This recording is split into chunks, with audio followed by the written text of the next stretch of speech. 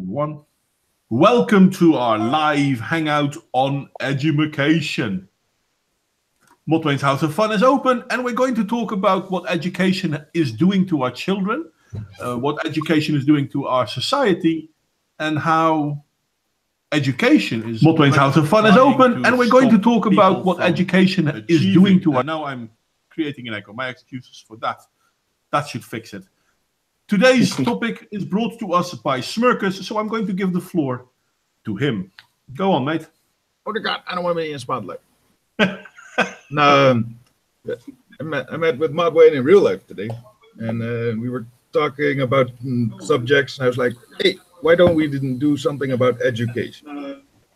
Because, like, we have all these standardized tests, and well, I didn't really want to bring on the whole SJW element into it, but we have that going on as well, and nobody really looks at the individual kid and how they learn and stuff. So, like, maybe that's a good subject for discussion. And it would have been cool if Alicia and/or Base Mama were here, because they homeschool their children, and that's pretty interesting to me as well. But alas, they're not here.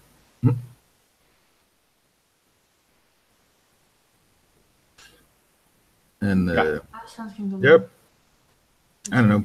I think I would have benefited a lot more on like one-on-one sort of learning, the old master-apprentice relationship. But you don't hardly see that anymore.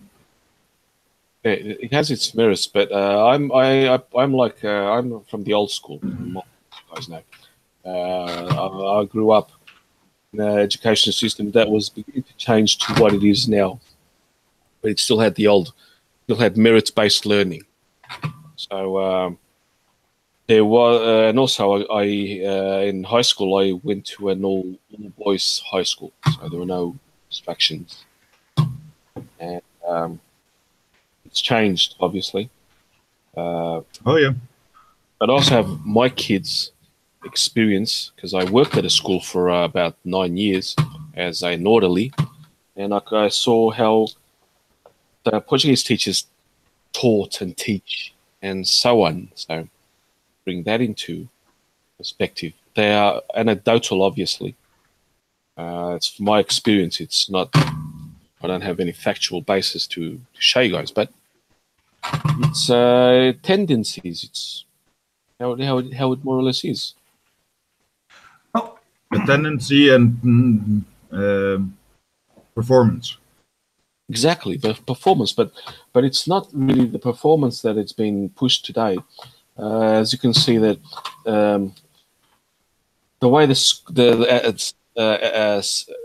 lessons are structured, they are not problem solving as they used to be, and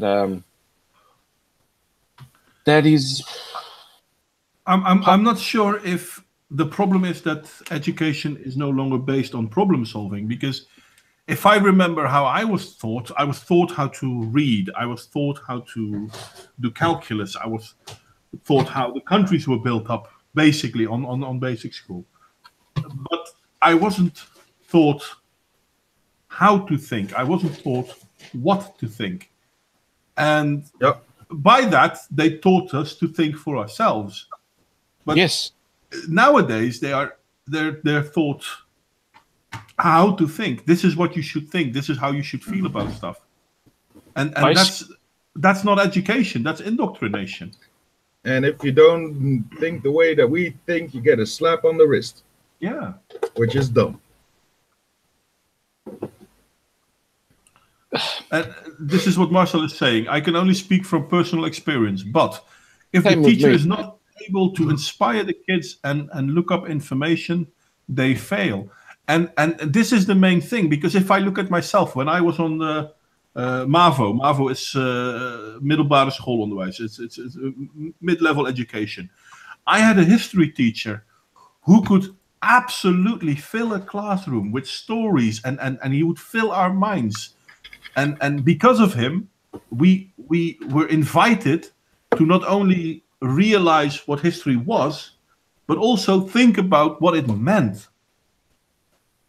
Yes. Kids nowadays don't get the right to think about things. They're told what to think, and they don't take into account differences between boys and girls. Obviously, boys obviously are. I'm talking about how I was. I remember, in my class, all boys in high school, but mixed in primary school. The boys were much more. They wouldn't stay still. I wouldn't stay still. I was boisterous, and this is good. They had patience with us, but not anymore. Like I saw it when I worked at our local high school where my kids attended, and you can see that all over the West. I don't know. I don't know. I don't know what type of education. I've read and seen other people talk about it. You know, more knowledgeable than I am.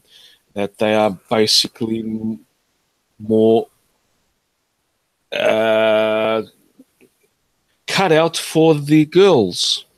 Yeah, as you can see. I have to break a lance for ISM because ISM is saying not every teacher is bad, and in this, that is absolutely true. But unfortunately, and maybe ISM will recognize this. There are a lot of teachers who will tell other teachers that if you make your children think for themselves, you're not really doing your job right. And maybe she does recognize that, maybe she doesn't. But the problem is that in our current education system, we measure how good an education our children are getting based on how well they can recite facts. Yep. And not how well they understand facts. Dude, we had an awesome chemistry teacher because he would do a little bit of explaining. Then as soon as he noticed that the class was a bit rowdy, which was usually halfway through his explanation, so at some point he would divide his classes differently. As soon as he noticed that we got boisterous and stuff, we used to fuck around a little bit and make jokes and do all that stuff. And then he went, okay, now the time for this has passed. We're going to go on with the lesson, right? Yeah. And then everybody was like, okay, that's cool. Yeah, but that's... And when we were young, I mean, I know you're a little bit younger than Carlos and I, Smurkus, but when we were young, when a boy was boisterous, that was normal. And yes. As Marcel and Crusader both said in the chat, nowadays it's called ADHD. But I saw a program not too long ago that said that if by the end of group 2 in basic school you don't know that many letters, they send you to a fucking shrink. Yeah. Like something's wrong with you because you can't keep up with the rest. It's like, no, let the kid be a goddamn kid. Jesus Christ. Yes, exactly. I can remember growing up. I feared teachers. Some teachers, not others. Some, especially in high school, that the teachers which I learned the best were the ones that had authority. Not violent authority. So I was only beaten once. I got a strap or the cane or the ruler. Primary school once, and I still hate. I think he's dead, but I still hate that teacher that hit me. There's a guy. But in high school, I had respect for 4 teachers. My geography teacher, she, Miss Ferguson, she was an inspiration to me. Sexy. What? Yeah. She was an inspiration. Then there was one of my science teachers. I had physical science, biology, and what was the other one? Physics. No, that was I didn't do physics. I did physical science and biology, which physics and chemistry together. It was a sort of a lower level because of my math. I was crap at math. I never respected any math teacher at all because they didn't know. they didn't teach me. I'm crap at math. But that's also with me, possibly genetics or whatever, or because I'm good at everything else, logic, but not math. And the other one was the PE teacher. Oh God, it's so long time ago. I can't remember his name. Those 4 teachers. I think I said 4 or 3 teachers. Never mind. 3 or 4. Miss Ferguson, Mr. He was Greek. I can't remember his name either. Mr. Murphy. He's the principal of the school. Vice principal of my former secondary school last year or 2 years ago. The PE teacher, physical education teacher. Those 4 really, they were strict. And I went into class always scared, but they weren't violent or anything. They just respect. And I learned. Yes, I did learn to memorize facts, but I can recite them back now, and I can understand them because they taught me how to. They gave me curiosity to find out more of the facts. Yeah. Yeah, basically. Yeah, sorry, go on. No. I found out. I remember I had, in general, I think 2 kinds of teachers. The teachers that you're just supposed to sit and listen. And the teachers, and I don't even want to say that most of them were older because I don't remember that at the moment, although it seems that way. Excuse me. But the teachers that actually had a little bit a more easygoing attitude towards boys that were basically sometimes destroying a lesson a little bit. And those teachers could react with a sense of humor. And sometimes they could be strong, but not in so authoritarian way, like you just, you sit your ass down and you shut up and listen, but more like, I'm going to give you a smart remark to what you just did, and I see if you are smart enough to talk to me back, till the point that actually I will earn your respect and you will, shut up and listen. And I dare to say, now when I look at this, it actually worked on average better, this kind of attitude for those boys, because they actually, when they did shut up because they actually realized, okay, now it is the time to listen. And you have the other kind of teachers that just would yell at you and will go, okay, so I, put the notes for your parents or, bad grade or something. About bad behavior. And the same guy would just shut up, but he would be rebellious towards that what just happened, and he wouldn't really listen that much because, well, basically, fuck you, I have to shut up and I have to listen to you, but I don't want to. I mean, hell, I even was saying, I had even once a teacher who wanted one of the guy in my class, was really clown, to make him to read the book. And at some point, she basically, I can't remember the whole conversation, but she said, that book, you will not read in your entire life. Simply because you're too stupid. And he got pissed. And 2 months later, he came back with the book, really big book. I can't remember which one. And he said, I've read it. You can ask me anything you want. I've read it. And she was really proud of him. And he said, I only read it because you called me stupid. And she was like, I know, but I really wanted you to read that book. Well, if I just do one more, what happened to me when I was in high school, and then I'll just do another one after that in university. I had one teacher, one lecturer. Oh God, that lecturer was the most intelligent person I've ever had. But I'll get first to the high school. I was crap at math, as I said. I stopped doing mathematics at year 11. I did not do mathematics at year 12. I didn't need to. I was going into humanities, so I didn't need to.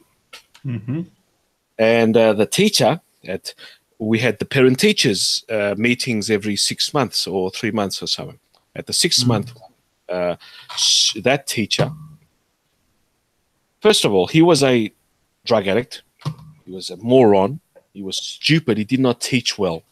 The class in mathematics there was crap. No one, it was bad, really, really bad. He told my mother Oh, in year 11. Oh, you better take your son out of school. He's doing really shit. He will never do anything. I was in about a D in mathematics, but I was D. That's 40% out of 100, whatever, 40% of maximum of 100. But I was getting 80% in geography, 70% in English, 70 to 80% in science, 90% in geography, etc., etc. Only mathematics was the one I was having problems. My mother beat me up when she got home. She slapped me around. Yeah. Okay. And of course, and I wish she'd slapped me today, but she's not with us anymore. But it did me well. It did me well, honestly. Point of the matter is, I went to university, and second year of university, I found out that teacher had overdosed in heroin. So, and I went on to finish a Bachelor of Arts in Archaeology. I'm an archaeologist, and I work in more or less in the field in Portugal. Yes, I won him. I beat him. And now, segueing into university, my lecturer, whose name is Tim Murray, Professor Tim Murray, he is the Dean of Archaeology at La Trobe University. That lecturer would come into class without one book, basically. He would sit down, we would take out our books, he would put his hands behind his desk, behind his back, look at us and start talking, like storytelling. He'd start really way back, or totally not on the subject that we were supposed to be discussing. The lecture were 1.5 hours, between 1 hour and 1.5. By the time we finished, I would look up at him and said, "Oh shit, I actually learned something today," because he'd say, "You got to read this, read these books, read these articles." And when we'd come back, he didn't tell us, "Take your books out," or anything. He just started talking. And by the time you finished the lecture, you said, I would go back to the papers he'd give me. "Oh shit, I know this. Now I understand." But that's the thing. And this is what I think Marcel Thelen said a moment ago. Back in the day, you had a physics teacher who would start each lesson with showing something, a strange principle, and then from showing that principle, then starting to explain how the principle worked. As I said, my history teacher, he would stand in front of the class and he would tell his story about history. And when the alarm bell rang, and this is something he really hammered into the class, we weren't allowed to leave the class when the alarm bell rang. He basically said, no, that bell is for me, to remind me that you guys can go in a moment. But it's my bell. It's not your bell. And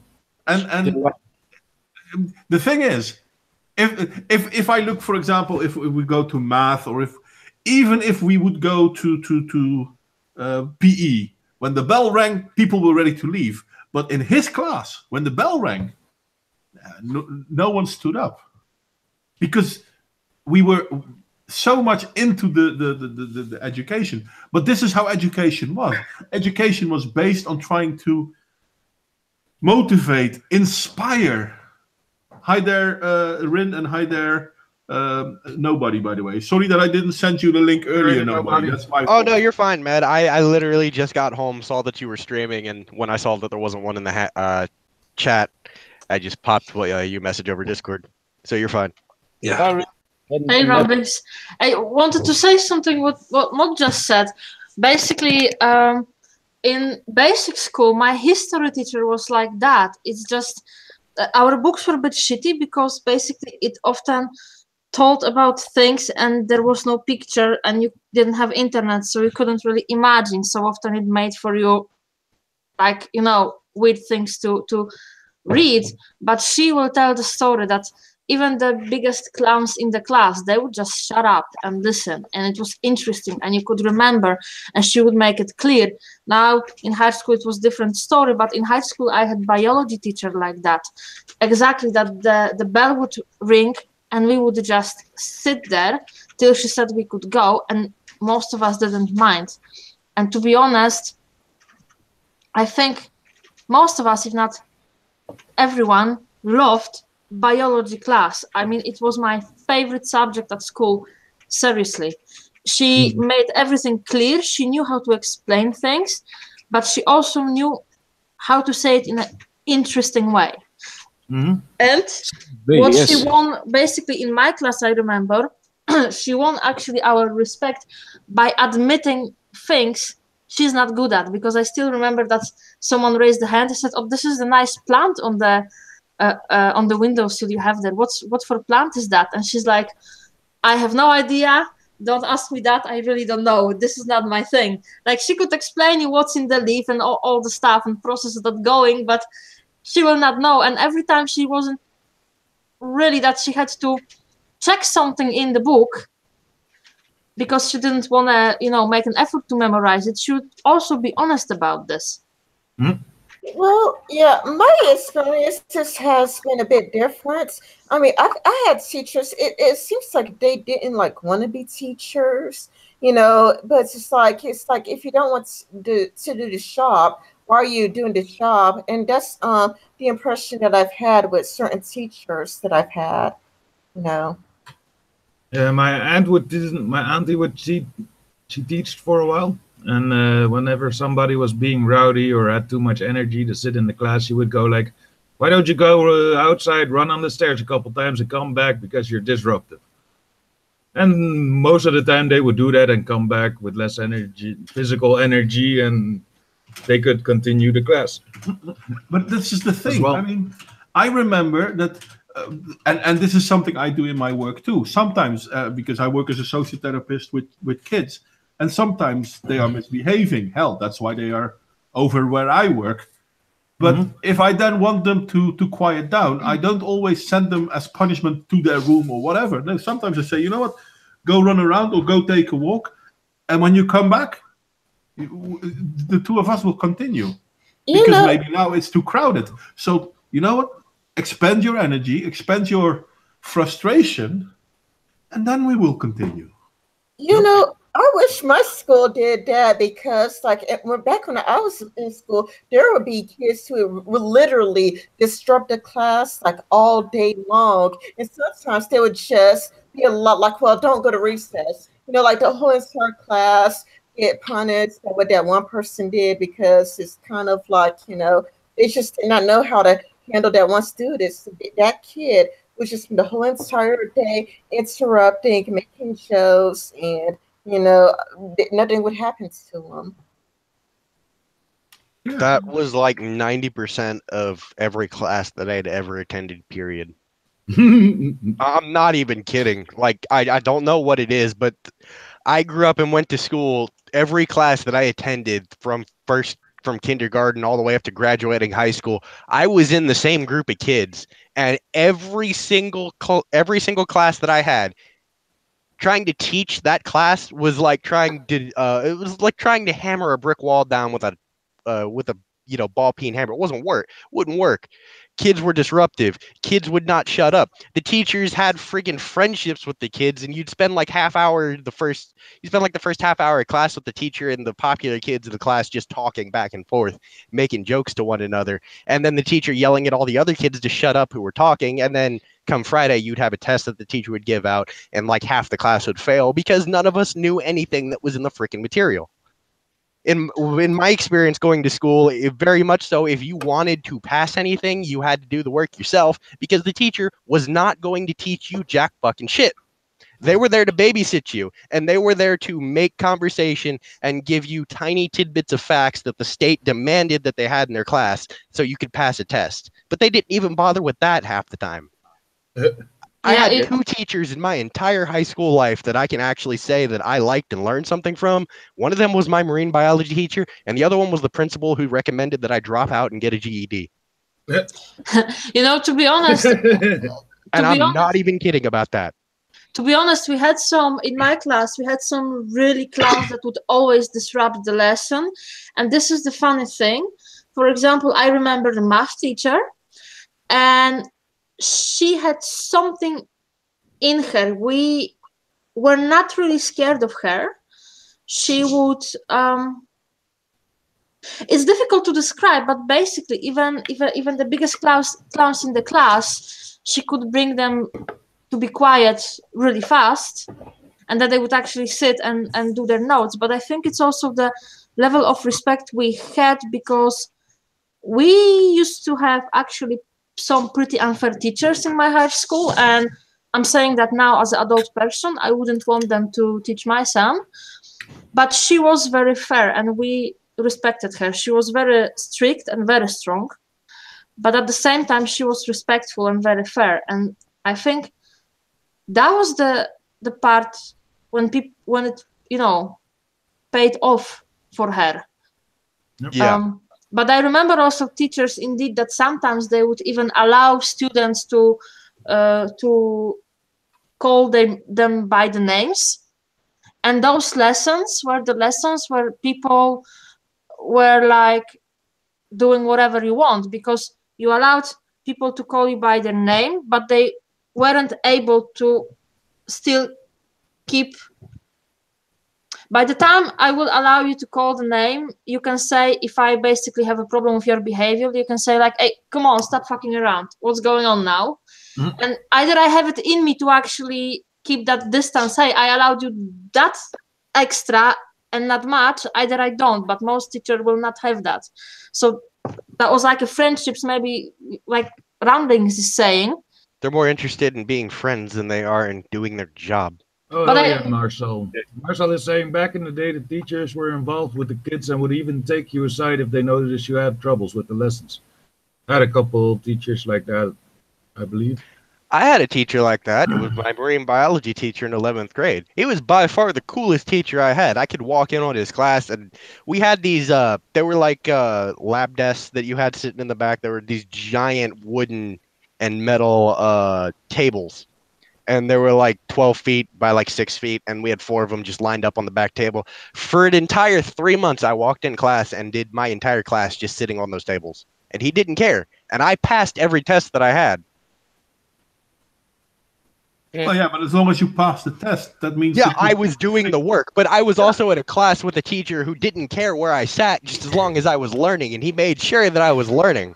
I remember one of my favorite lessons was we all walked in class. I sat down and I looked at the desk, and the first thing that he had written on the board was flatworms procreate by stabbing each other with their penises. That was actually what he had written on the whiteboard. And we watched a video on it, and it was the greatest thing I ever learned. Yeah, that got your attention. Oh yeah, it did, and I learned. Yeah. I mean, I still remember the first degree I got, which is the middle high school, middle school degree. I didn't arrive at school before 10 o'clock in the morning. I simply didn't, and I left usually at 4 o'clock. But at the same time, the teachers allowed me to work at my own pace. I got 2 degrees in a little more than 1 school year. And they are full degrees. They're like, I got 2 degrees, which would normally take a person 3 years to get for one. Mm-hmm. But they allowed me to do my thing. And they, when I had questions, yeah, sure. And none of them said, well, hey, listen, you have to be here at 8:30. If you're not here at 8:30, what are you doing here? No, they let me do my thing. But because they let me do my thing, I could go really fast. Well, generally speaking, that's in America, but we don't, because like in all of first grade, second grade, all the way to like high school, it was all everybody goes at the exact same pace. Like even if you're really smart, that's why some of the smart kids just skip grades. If they could, they just skip 2 or 3 grades, because you have to learn at everybody else's pace instead of going at your own pace. So if you're really smart, you could just just do things early and just submitted to your teachers. Instead, you are stuck with the slowest person in the classroom. Oh my God, we had a physics teacher who explained the same thing for 4 lessons before we gave up on the person who just did not get it. But I can relate, because this is why I thought in basic school that I hate biology, because the program for a biology, I don't know, I watched some series that I don't remember now the title of it, and I actually liked this kind of stuff for the children already, and it was so fucking easy and therefore boring that when I went to biology lesson for the first time in high school, I was like, oh fuck, now biology today. And then I just, sat there and stared at the teacher, and I fell in love with the biology. So I understand what you say, Smurkus and Rin. And this is the problem when we have adjust. And there were other subjects where there were I didn't have enough time. And also I had a period that when I was sick and I was bad at them anyway. And I had so many things that I didn't manage to learn from that subject that I could never actually pass without some extra exam because I was too far behind.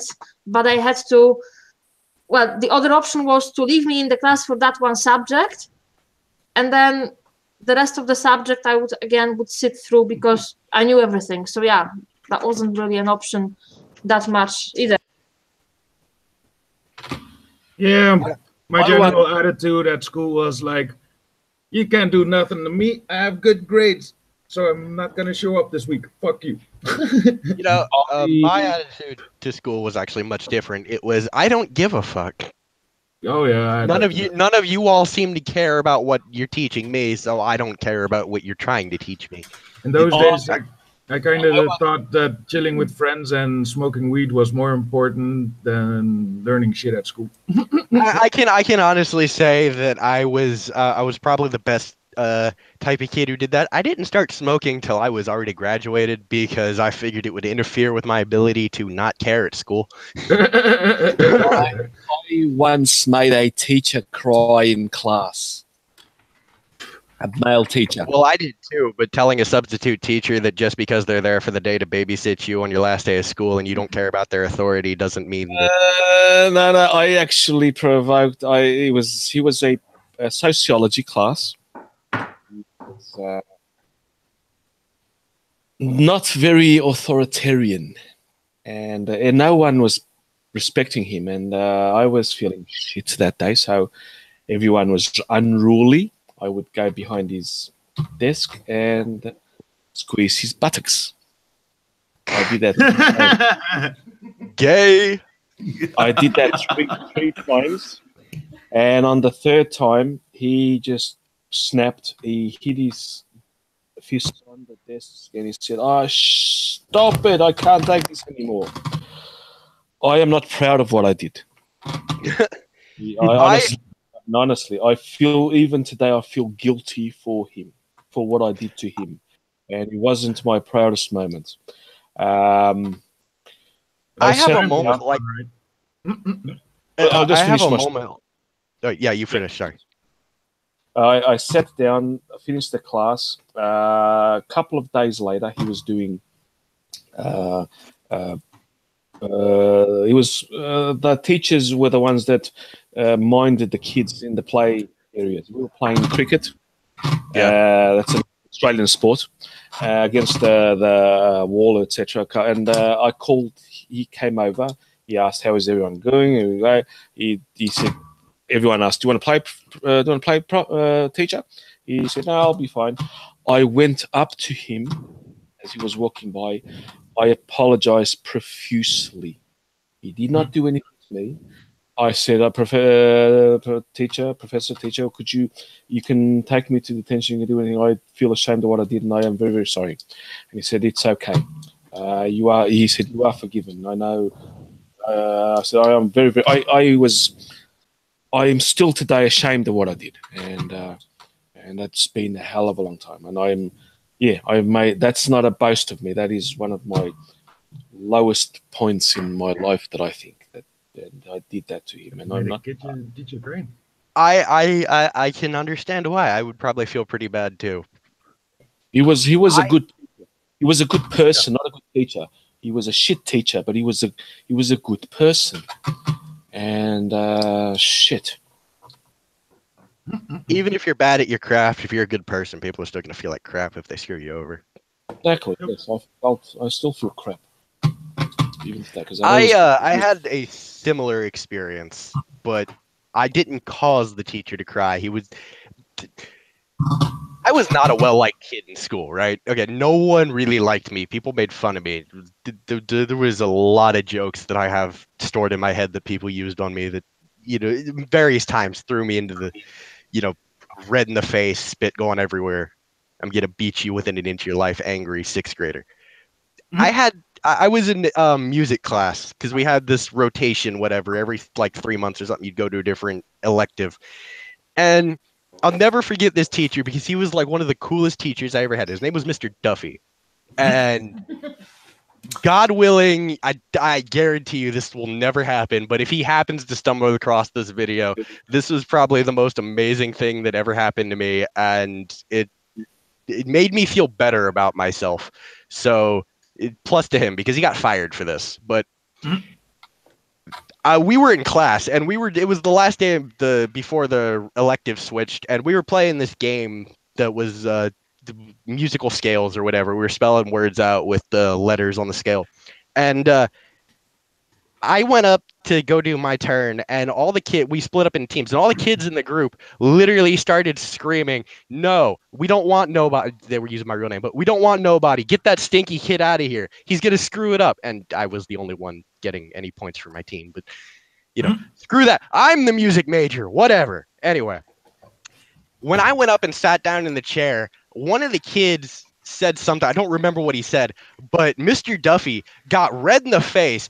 He had this dry erase marker. He threw it so hard at the whiteboard that it broke. He turned around and he started screaming at everyone in the class, "How dare you make fun of this child?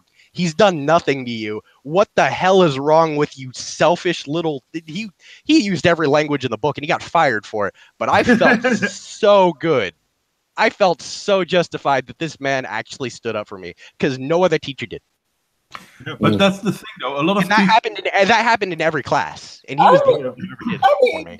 He sounds like a really cool teacher, like to me, because kids can be like really cruel. I don't know if it's the same thing in like the Netherlands or in Portugal, but in American schools, kids can be very cruel and mean-spirited. So it's really that's cool. just being a kid. Doesn't matter where you are. Kids can be very cruel and mean-spirited, but in my entire years of growing up, I was the only kid who was ever brought up in the middle of PE and had the teacher raise their hand and say, "Who actually likes this kid?" But the thing is, and that's bad. I was fighting in high school every second day. I was the only Portuguese every other week.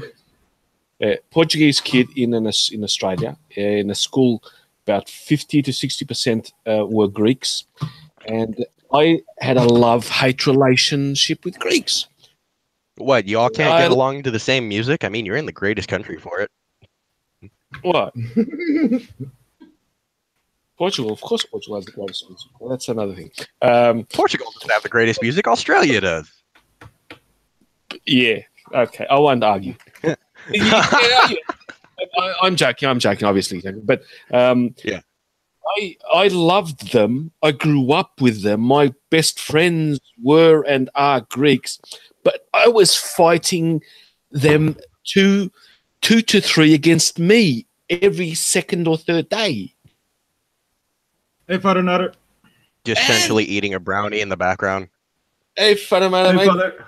And I told you, I provoked 85% of the fights.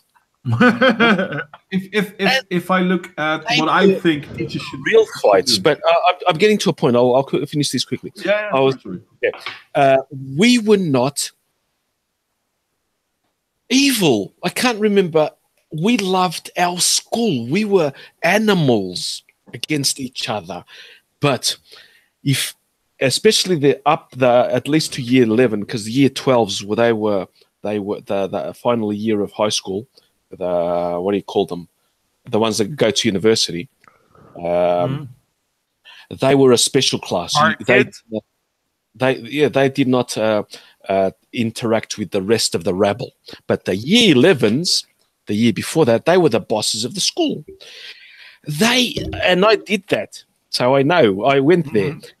If any little snot-nosed young kid dropped a paper or did anything to the school, he'd get slapped shitless.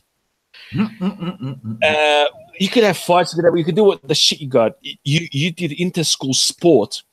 I was not liked by the Greeks and for a lot of people.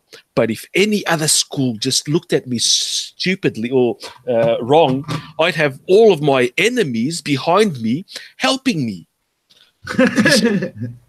Honestly, we had sometimes we had two inter-school fights.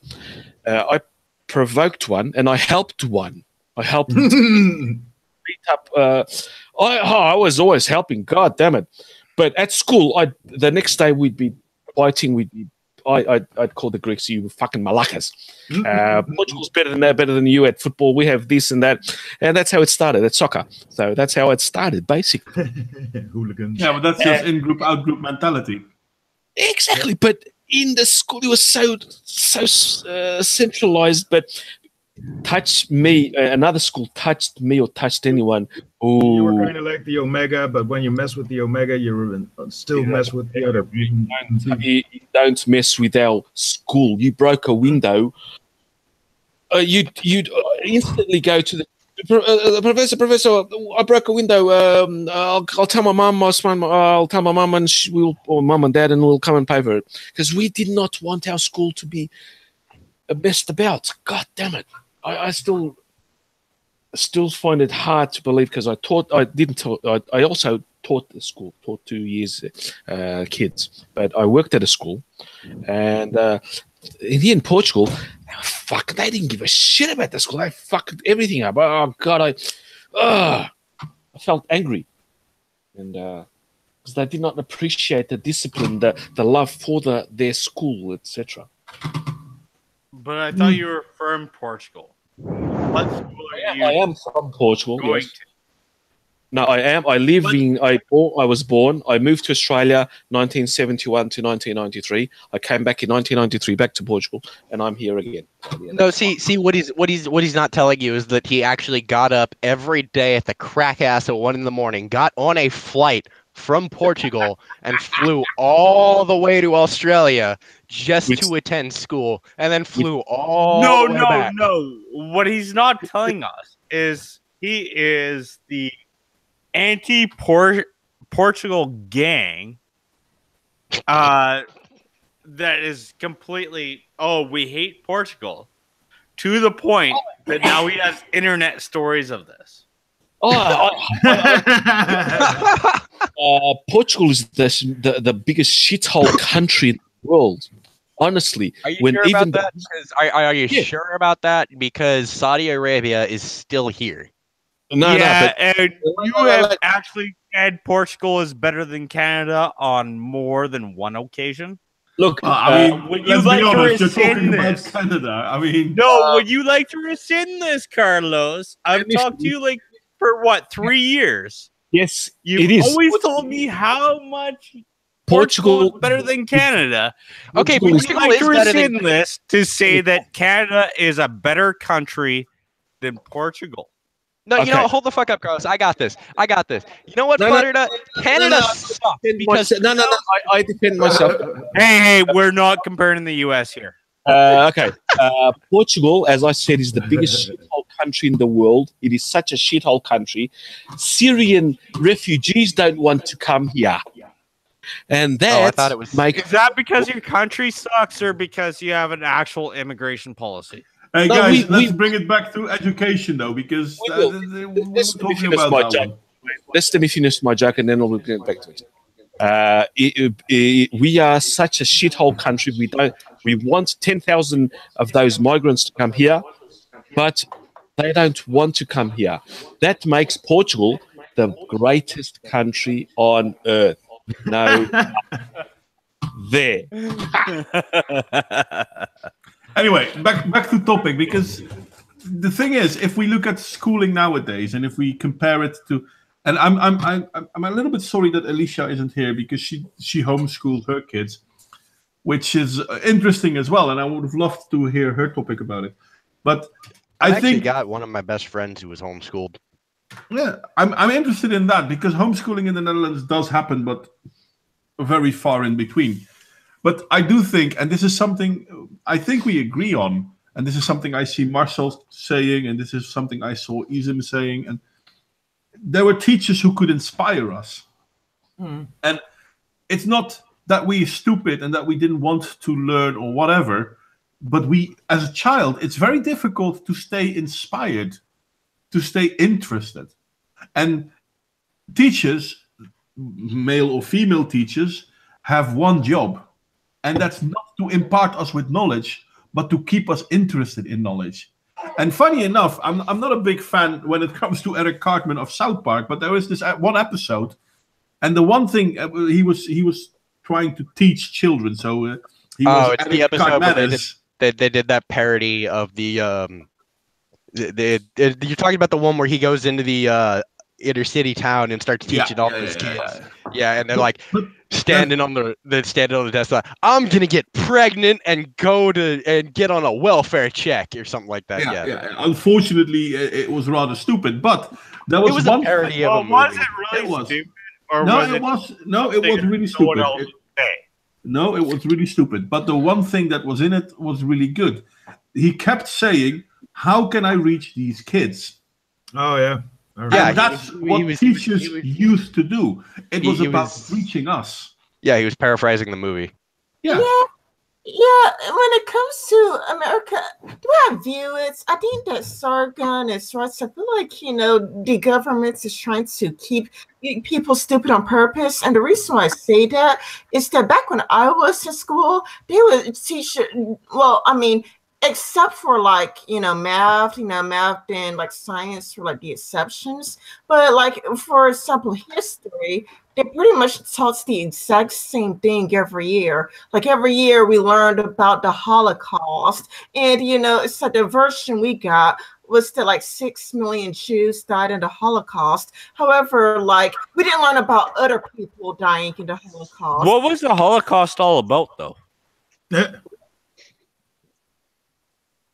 Red, you just told me 3 years in a row you're taught about the Holocaust. What was the Holocaust about? Well, I'm trying to tell you, right now, every year we would learn about the Holocaust, but we would learn what were you learning about? Yeah, Hitler was bad. Okay. Can you give me we are going off target. Come on, guys. Let's bring it back on. I'm sorry. Can you give me a grade 3 explanation of why Hitler was bad? Because he killed 6 million Jews. That's what the Holocaust was about, was just Jews?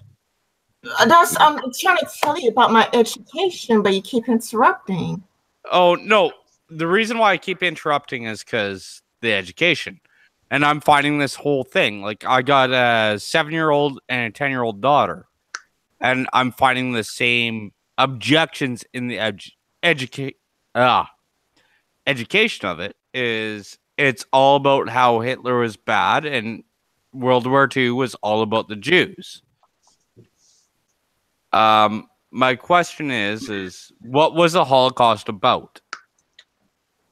Well, we want to talk about how we're all educated and everything. Father, let me answer this. Because I'm going to answer it. Why don't you go back?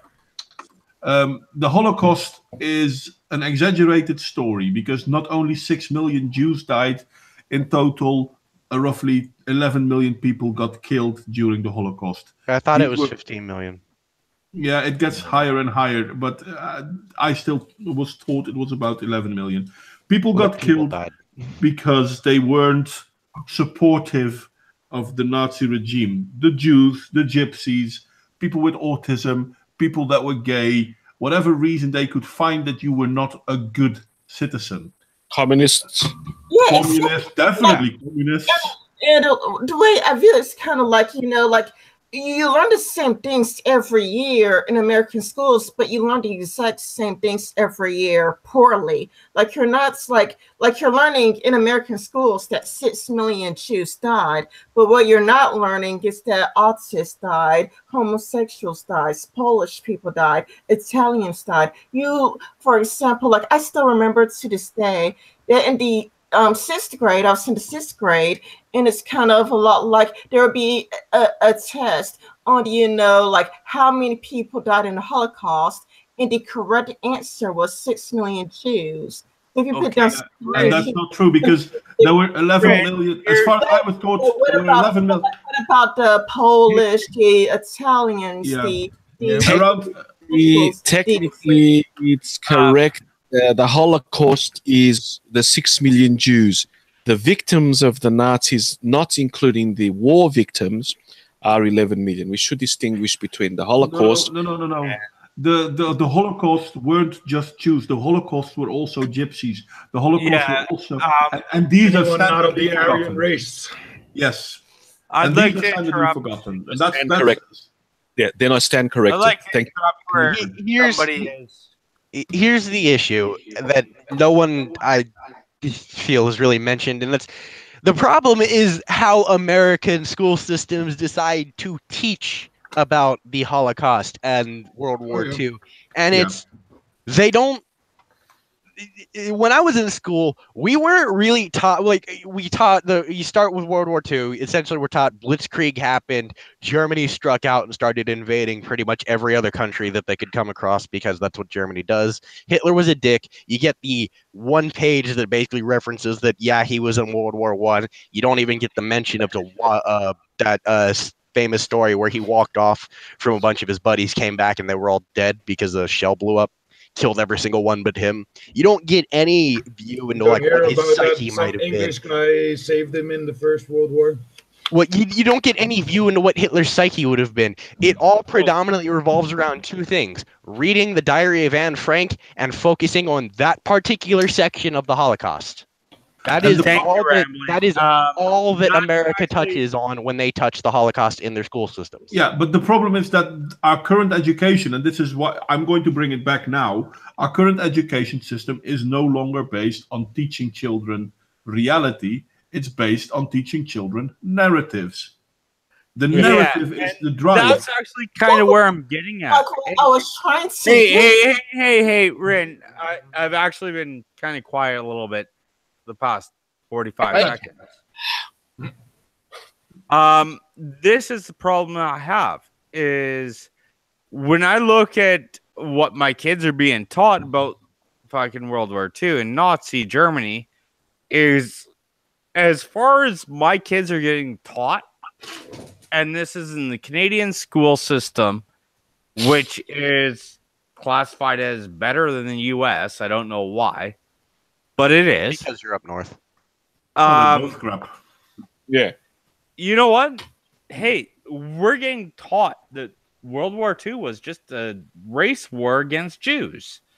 And that, you know what? You're also getting taught it's granted that there was a certain perspective that was put on race, but race was such a minority topic in the war. Why is that all we're talking about? And Rin, I'm assuming that you're in the same age group, 30 to 40 years old. Guess what? That's what we were taught too. Okay, so let Rin respond then, because she wanted to say something. Go on, Rin. Yeah, I am. I'm 28 years old, but I'm about to turn 29. I'll turn 29 in a few days, actually, on the February the 24th. And basically, what I was taught is happy early birthday, just in case I don't see you since then. Yeah, happy birthday as well. Yes. Thank you. And I basically, I grew up in Alabama. I mean, I still live in Alabama, and I basically learned that's like sweet home. We learned the Holocaust every single year. But all we came out learning was that Hitler was bad, and it was like basically a race war, against the Jews, and other people were omitted. Like the Polish people, like were omitted, and the Gypsies were omitted. Or like I did this to like Google.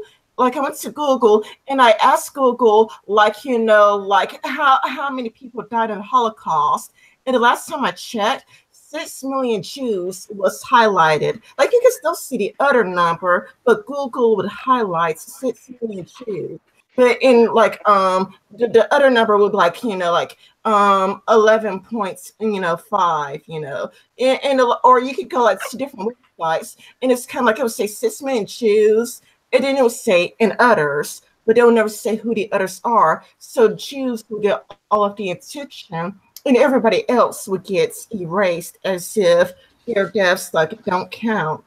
In fact, I actually that's not what I'm saying right now. Where I just Googled the Holocaust and the Wikipedia page specifically says deaths around 6 million Jews using broadest definition and 17 million victims overall. Yeah, and this is just the people who are claimed to be killed in concentration camps. This is not the civilians that died during acts of war, because there were lots of civilian deaths that weren't captive. Well, act of war, for example, the firebombing of Dresden killed a lot of people too. But holy shit, yeah. It was a war. Terrible things happened, but somehow the narrative has become we have to only look at one group of victims. Well, what does the archaeology thing say there, Carlos? Okay. Sorry. All I hear is people like kind of unifying what I was saying earlier. When I was but what does archaeology say?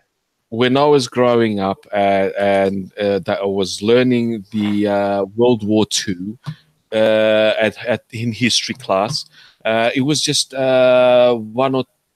was mentioned. It was not made prominent. It was mentioned really well. In fact, I read at least one of the books I read at high school, which was not directly related to history, but it was more or less tied in. Chaim Popok's The Chosen, I think that's the author's name. It was about two Jewish kids growing up in Brooklyn, and it touched on World War II and the Holocaust and all that. But we did not make a great big at school, in high school, when I was growing up. It was mentioned. It was said, well, yes, it was terrible. Here are the facts. There was no narrative pushed there. I'm sorry to interrupt, Carlos, but were the facts World War II, was it about economics or race? Neither. It was a war. It was a political conflict between fascism, Nazism. Well, you want to know what the second economics? No, it wasn't about economics. You want to know what the Second World War was really about? Yeah. It was about socialism versus socialism. Socialism versus communism, really. But no, it wasn't even about capitalism. Because if we look at where Hitler went first, at first he secured the country. Yeah, who did he secure it from? From what we now call Antifa, the Bolsheviks. Yeah. Then he went to Poland. Poland wasn't really a communistic country, but Poland was part of Prussia, so Hitler felt it was part of the old German country. Well, then Poland was pretty much socialist at that point. Well, most countries in the world were, except for England and except for England. England and the United States. Well, the United States is in Europe. The United States is in Europe. America used to be partners with the Nazi state at the beginning of the Second World War. Yes. They didn't want to be part of it. But anyway, so the Second World War started, and I'm going haywire, but okay, this is education, fair enough. The Second World War started. Actually, it started as a response to the First World War, so it was basically the continuation of the First World War, but it was focused more against communism and against the Bolsheviks or socialism. And then eventually, because of that, people started realizing that Germany would become too powerful, so the old allies reunited and started to fight back. What a lot of people seem to forget is that the Ukraine, for example, basically they didn't capitulate against the German country. They basically said, "Can we be part of your movement?" The Ukraine was part of the Russian Confederation. They didn't want to be. They wanted to be part of the German one. So the narrative we're getting told now isn't really correct. But this is the problem with our schooling systems. We are being told concepts, and we're not being told what those concepts are about. Because everyone talks about the 6 million Jews, and even if we're nice, they're talking about the 20 million people that got killed, a little less than 20 million people that got killed. But no one talks about the people getting killed in the Ukraine by the Russian party. But the Russians are allies. No, the Russians are Ukrainians- blood-hungry fucks. The Did you guys? Did you guys? Let me talk No, for a minute. no, I'm no, always let fucking silent. Give Smurkus a moment, guys. He hasn't talked a lot. Smurkus, go on. Go on. What they don't tell you is that instead of Germany accepting that alliance, they slowly starved out the fucking Ukrainians and lost them that way. Well, they could have been good partners, I guess. Yeah, well, One of for a part while, of the German movement. for a while they were good partners, but then indeed the Germans became idiots as well. But yeah, Hitler was an idiot. Well, actually, I Russia. always maintained that Hitler was kind of a genius in how he did the things that he did. Hitler really Not was a genius. Hitler was a man of middling means with much smarter and more powerful and more intelligent beings under his command. Yeah, but he should have listened to them, and he didn't. Yeah, Exactly. that's what I'm saying. He's an idiot. Mm. He didn't Like a care about smart winning man. the war. The smart Right. man listens to the smart man listens to the people you hire for the positions that you want them to. But Ramblings, I don't think at some point that Hitler cared about winning the war. I had a feeling that he just wanted to kill as many people as he could, period. Well, yeah, I don't believe he was that stupid not to realize what he's doing. I only think that at some point winning wasn't important. What do you mean by what he's doing? Indeed, if he would listen to his generals, at some point the war could go really differently. But he was just still sorry, my English. He was using resources that he shouldn't have used just to push to kill as many people.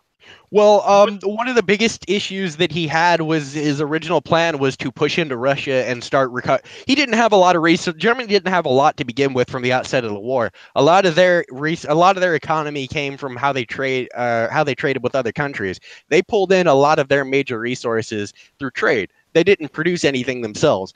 One of Hitler's original plans was to invade into Russia, take over most of their resources, and use Russian economics to fund the rest of his war. But when he didn't get as far as he wanted to with his original push into Russia, and he wasted most of his fuel pushing his tanks across that wasteland, he essentially fucked himself.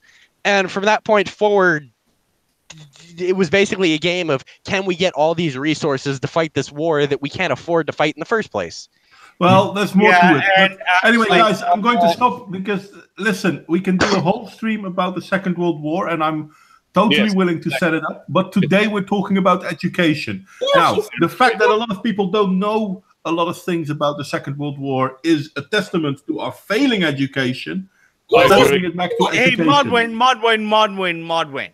Hey, can I interrupt here? We're talking about education. And what I had brought up, and I'm the one that brought up the Second World War, was a failing point of education. Is how do we educate people when we're not actually educating? We're just giving them the bullet points of what we want them to know. And that's the As argument well I'm willing to as, have. But then the point has What been made. mathematical equations have we accomplished in the past 15 years? But these points have been made. So let's not talk about the Second World War. Let's talk about the education system. Okay. Let's talk about No, let Rin respond for a moment, mate. Let Rin respond. there is this point I've been trying to get across about our failing education system. I've just been trying to get it across for a while, but okay, look, there seems to be like narrative over fact, where it's kind of like you learn the exact same things every year. Well, learn in quotation marks, but you don't really learn anything. For example, aside from that topic, there's also slavery. For example, I've learned far more about slavery from you, Modwain, than I learned like in school. Like I didn't like school doesn't teach us you that Black people in Africa were slave owners and they sold other Black people to slaves and to Europeans. Like like our school system, when I went to school, like every year you learn about slavery, but you don't really hear about Black slave owners, and not only that, but you would be under the impression that like all or most white people had slaves. Like, like when I graduated from high school, thinking that the majority of white people owned slaves, that white people went to Africa and, stolen Black people and forced Black people into slave ships. I had no idea that, Black people were slaves in Africa and sold into slavery to America, never experiencing freedom. There's this way where it's really just narrative over facts. And not only that, but they teach the exact same thing every single year, to the point where you're not really interested in what you're learning, because there's also like English too, but it's so incredibly dull and boring that people aren't even interested in what they're learning. That's the reason why, I remember when I was in first and second grade, I would be really interested in education, really absorbed and ready to learn. But as I got older, because you learn the exact same thing every single year, it gets dull, it gets boring, you're not really interested in what you're learning. But that's the reason why when you learn things from YouTube and you hear things from the very first time, it becomes interesting again. And I don't really teach you to think critically anyways. So having really good questions in history classes is... Hold on a second. In this case. But I think... I think these things are important. The thing is not the facts only. The important part is also understanding them. Yep. And you're not... Come here. You're going on camera. You're not told to understand stuff anymore. Yep. You're told to listen. Hey, you know what? We're talking about slavery. We're talking about all this stuff that we're learning about in the education system. How about we bring somebody in that is in the education system right now? Oh, I thought you were going to suggest we bring in a slave, but I can't pull Obama on call that quickly. No, I have a daughter. You don't say. So you have a daughter? Really? You can reproduce? Oh my God! I didn't know Canadians had that ability. Stop it. Let's continue going. Hold on. Everybody, quiet. Let's one at a time ask my daughter a question about what she's learning in our education system and see where this goes. It's not a conversation of hey, rebuttal it until she's gone. I know what it is, though. Are you learning about education? Education, yeah. I know what education is. What? I know what education is. Ugh. Okay, so you can say you're not learning about it, and that's cool. That's fine. But let's have other people ask a 10-year-old what they're learning in education. Wait. Daddy, if I do this, can I go to Addie's, please? I'll walk. No, you're not going to your friend. Why? Because your friend's a kilometer away, and I'm not letting you walk that. Especially you used to walk that when you were a kid. No. Then bring her, mate. Then bring her. No, answer the guy in the cowboy hat. He, I'm sure, has a question. Carlos? What? Question on education system. Yeah, but A 10-year-old. is it fair to ask a 10-year-old what she's learning if she doesn't know what she's not learning? Exactly. Yes. So I don't think it's fair. Ren, what question would you have for a 10-year-old in the education system? Father, it's unfair to ask a child what she's learning in the education system because she doesn't know what she's not learning. Well, no, we talk about like World War II and everything. She knows that she's not learning about that. Let her go to LD. Whatever. Yeah, the thing is, the problem is not the children. Bye. You're still not going to your friends. I haven't been. Come on. I'm going to put you on hold for a moment, mate. I don't mind you discussing things with her, but maybe not in the stream. Are you okay? Psycho. Okay. No, that's all 10-year-old. What do you know about quantum theory? No, but seriously, let's get it back on topic. I mean, I love talking about stuff like the Second World War. I have plenty of stuff to say about it. I know that most of you have plenty to say about this too. But the Second World War and slavery, as Rin pointed out, are symptoms of the problem. They are not the cause of the problem. Our education system is failing us because it's not teaching reality. It's teaching a narrative. Yeah. And how do you propose we get them to start teaching reality? And that's the thing. No, that's not true. I think we can. But the question is, are we going to? By making them, by pointing it out, listen, be invested in your children's education. And I understand Marcel when he says, I still blame the teachers. And in a way, I agree with him. But at the same time, let's talk to the teachers. Let's tell them, listen, I see what you're doing. I hear what you're doing. I cannot accept what you're doing. This is damaging the future of my children. Isn't it also a lot? Oh, I have some statistics, Modwain. It's not the teacher's fault. The teacher has to teach certain subjects because they have to. They're just. I understand what you're saying, Rin, and I'm not saying it's the teacher's fault, but the teacher is the one imparting knowledge onto our children. I was about to say, doesn't government have a role in this as well? They do. Set out the electorate. They do, and we should hold our politicians to account as well. But the first step we can take is going to the ones that are doing what they are doing, and you will find that there will be plenty of teachers out there who will probably agree with you. But we need to get the story going. We need to get people talking about this. And if you're going to talk to the teachers about this, at first they won't listen, but the more people talk to them, the more they will listen, because a lot of teachers are having this problem too. I'm a little conflicted on this one. Teachers have to talk about it. They have to talk about it. It's in their lesson plans. You know, they're getting instructions to teach that, even if they don't want to. I understand. And I'm going to say something, and this is something I was taught when I was going into education to be a social worker. We do not make the rules, but we see where the rules are failing. And we are the first to explain to the ones above us how the rules are failing. And only then can we find a way to change the rules. That's right.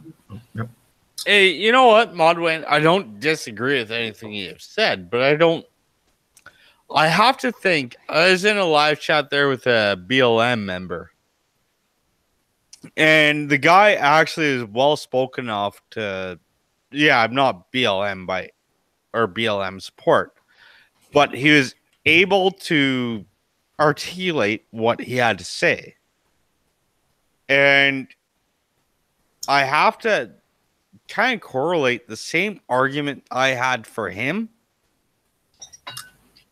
than you do on this subject. Is just because the majority of us can recognize a problem, recognize a amicable solution,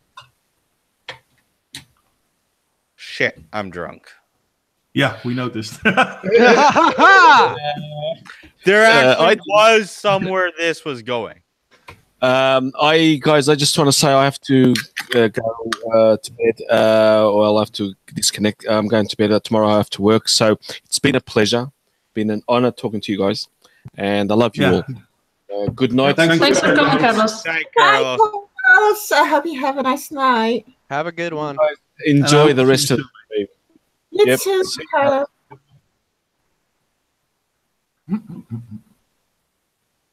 You know what? I had a really good argument there, and I couldn't. I'm gonna go home. Aren't you? Thank you, Modwain. Thanks, nobody, and thanks everybody else for listening. But Anytime. I'm gonna go home. I'll call you after the. I would appreciate that, Modwain. I'll call you after the stream. Okay. Take care, See you mate. later, mate. Night. Night. Good night. But this is something I agree on mod with.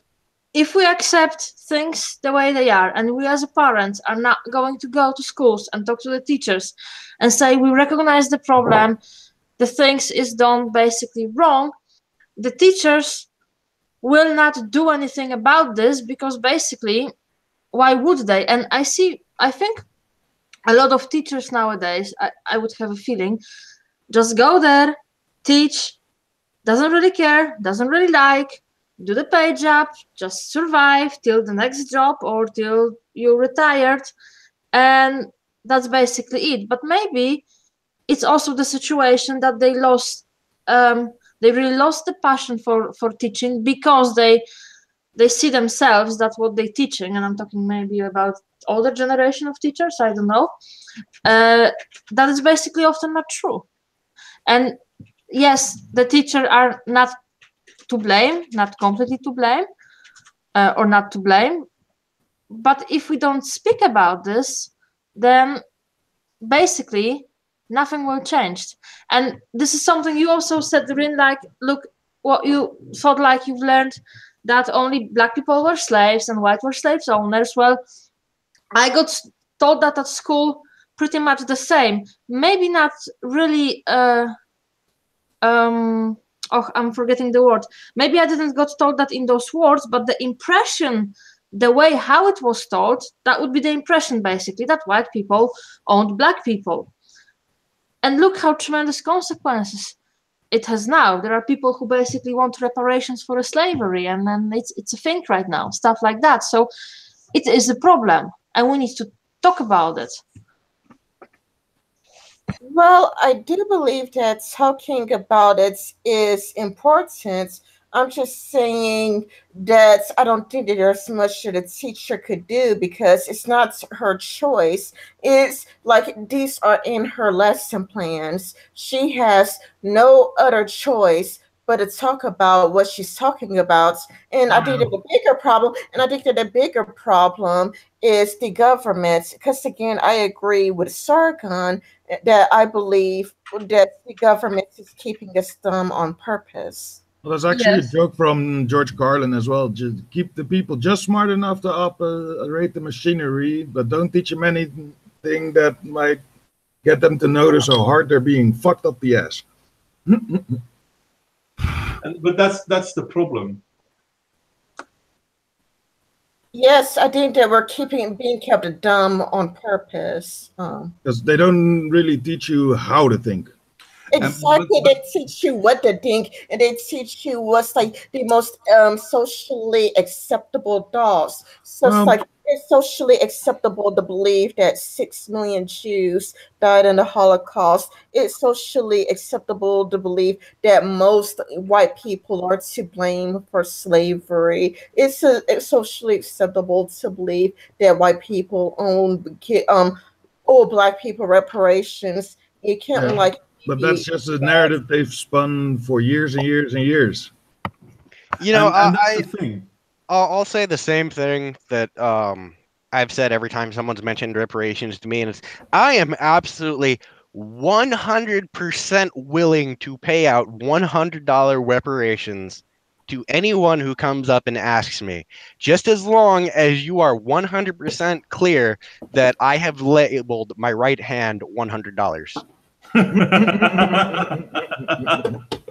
No, but the thing is, if we look at the narrative, and I think this is the problem with our current education system, and in a way, I would love it if Ism would be in the chat as well. She is a teacher. She is in the chat. She's just not on the stream. Yeah, she is in the chat. She's not on the stream. and I was hoping that Alicia Clegg would be here as well because she homeschools her children. And I'm not going to say I'm totally in favor of homeschooling because that's bullshit, but I'm not against it either. The problem we are having with our schooling systems nowadays is that it's narrative driven. It's feminism all over again. And I know people don't like it when I bring it up, but basically this is what it is. This is postmodernism. This is the Frankfurt School of Thought. This is socialism in their new form. Social engineering. Social engineering. And if you're not bright enough, you must be an idiot. Well, Ism, if you want, you can join. Have ADHD. Ism, if you want into the chat, I mean, you are a teacher.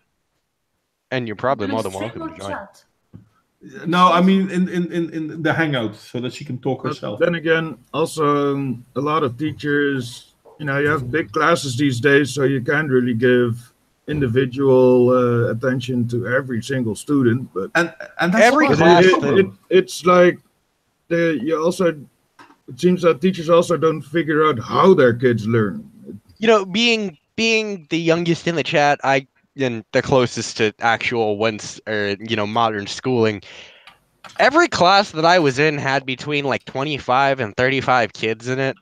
Yeah, that's fairly normal these days. And in terms of, applying how kids learn, that doesn't matter.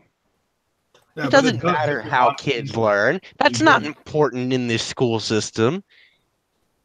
No one cares how kids recite the stuff that we want them to recite. Yeah, but no one cares how kids learn. And the point is, it's not. The whole thing is like identity politics is in schools, but it's not as much in the lessons as you would believe. A lot of what you get in terms of identity politics is the teachers imprinting their own moral standings on their lessons that they happen to be teaching, because a lot of what I learned in school wasn't particularly geared one way or another. If you were to just look at the course itself, the curriculum and what you're supposed to be learning, it's not geared one way or another towards the left or right, however you really want to look at it. It's the person who's teaching it that imparts their particular method of thinking onto the lesson. And yep. What you're taught entirely, at least in American schooling, is to pass the FCAT or the PERT. Yep. Or whatever they call it this year, because the standardized testing. Yeah, it's literally to get to standardized testing. All the math courses are just designed to get you a basic grasp in everything up to algebra. All the English courses are designed to teach you how to write sentences and paragraphs, and all the history courses are designed to give you the most bare bones overview that you could have in a response if anyone were to ask you, what happened in the Holocaust? Oh, 6 billion Jews died. What happened in communist Russia? Stalin was in power.